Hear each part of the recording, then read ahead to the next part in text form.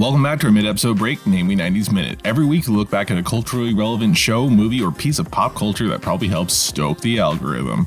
This week, in honor of Scream 6 hitting theaters, we're looking back at the first Stab film introduced in Scream 2.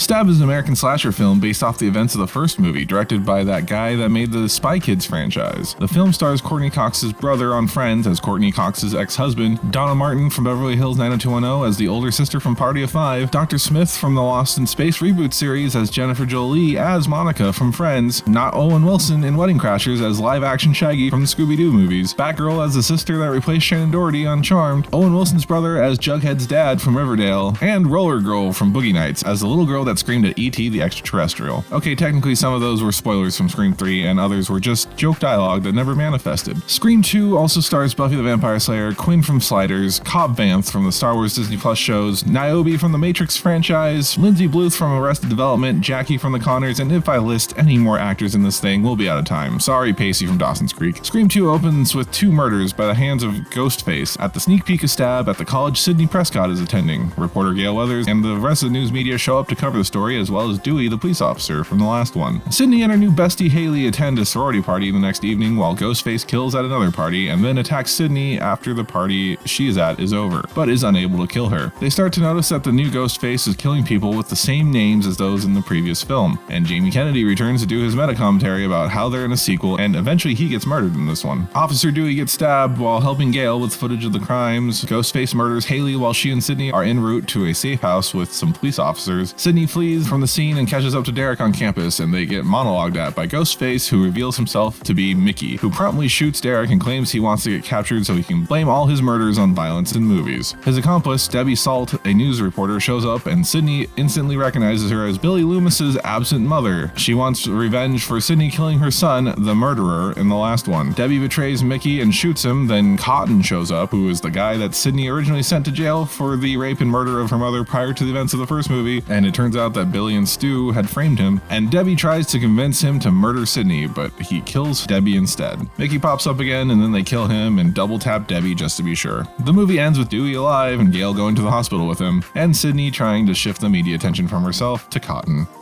And that's Scream 2 in a Namely 90s Minute. More or less. Join us again next Tuesday for another Namely 90s Minute.